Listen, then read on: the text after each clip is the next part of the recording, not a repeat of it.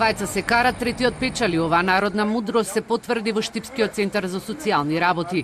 Во директорската фотилја наместо Сузана Цветкова или Станко Димитров, од денеска седна новоизбраната Златка Иванова.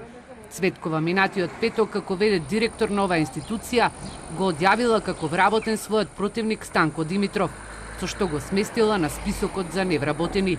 Како што Телма вчера информираше, ниту Димитров, ниту надлежните во Министерството за труд и социјална политика знаеле за оваа постапка на Цветкова, па на Димитров вчера од министерката Мила Царовска му пристигна и решението за директорската позиција, но поради неговиот статус на невработен во Центарот за социјални работи, тој не може ниту да депонира подпис, ниту да раководи. Соломонското, но и привремено решение за ресорното министерство е Златка Иванова, која речиси половина година работи во Центарот.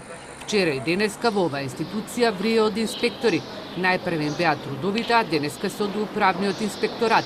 Димитров, кој е оштетен во овој случај и остана невработен на само година и пол пред пензионирање, во телефонски разговор вели дека ќе го чека извештајот од управниот инспекторат, пошто ќе преземе соодветни чекори.